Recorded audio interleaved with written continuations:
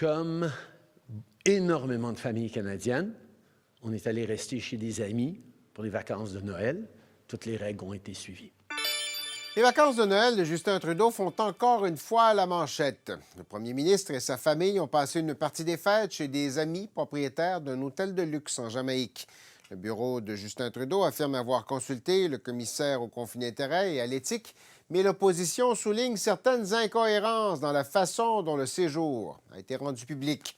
Ça fait l'objet d'une rencontre du comité permanent des communes là-dessus cette semaine. Daniel Blakey, député néo-démocrate de Elmwood-Transcona, était de la rencontre. Merci d'être avec nous, M. Blakey.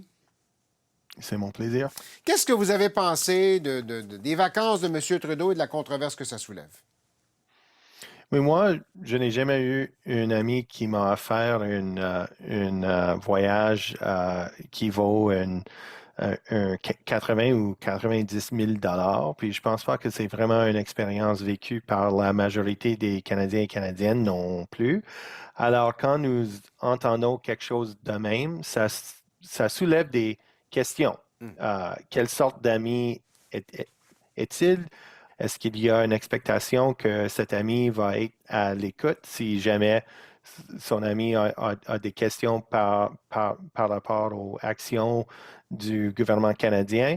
Et c'est pour ça que nous avons des règlements pour gérer les actions des personnes dans le gouvernement et au Parlement aussi. Ouais. Vous avez parlé, évidemment, il y a une déconnexion là-dedans. Ça a été souligné par plusieurs de vos collègues. On a l'impression que M. Trudeau ne comprend pas la réalité qui est vécue par certains Canadiens. On dit certains de vos collègues autour de la table. Il y a une question aussi entourant les règles, parce que M. Trudeau a dit, nous, on est allé, le bureau du premier ministre a dit, on a vérifié avec le commissaire à l'éthique avant d'y aller. Donc, on semble avoir obtenu l'aval du commissaire à l'éthique. Est-ce qu'on devrait revoir les règles? Bien, je pense que ça, c'est la grande question. Je ne pense pas qu'il y a vraiment du sens juste de regarder à qu'est-ce que le premier ministre a fait. Ça, c'est important, puis ça doit être partie des questions que les membres du Parlement vont demander. Mais on doit aussi regarder au règlement. Nous savons, par exemple, que l'ancien premier ministre Harper a utilisé un avion du gouvernement pour se présenter à un match d'hockey à Boston, puis a payé dans la même façon dont Justin Trudeau a payé pour son voyage. Alors, si les Canadiens et Canadiennes ne veulent pas un système où un premier ministre utilise l'avion puis paye juste un coût normal pour les Canadiens et Canadiennes, on doit regarder aux règles. Ouais. Qu'est-ce qui serait une solution acceptable? Parce qu'on ne peut pas empêcher un premier ministre, parce qu'il est premier ministre, de prendre des vacances. Ça fait partie, c'est légitime de prendre des vacances avec sa famille. Où est-ce qu'on devrait tracer la ligne, d'après vous? Bien, je pense que la grande question ici, c'est pas qu'une vacance a été prise, mais quand c'est donné, puis ça coûte des dizaines de mille de dollars, je pense qu'on entre dans un territoire où il y a des questions légitimes à demander par rapport aux expectations que quelqu'un qui donne un cadeau d'une telle grande valeur pourrait avoir par rapport à notre premier ministre. Alors, je pense qu'il y a un besoin pour une enquête ici pour voir qu'est-ce que le premier ministre est vrai par rapport aux lois.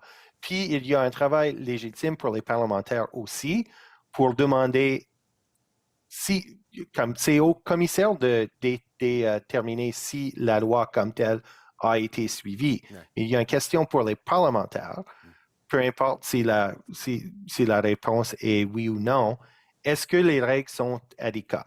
Et ça, c'est quelque chose que le comité peut commencer à étudier, même sans avoir une réponse aux premières questions. Deux éléments. Donc, il y a le respect des règles, puis est-ce que les règles sont adéquates?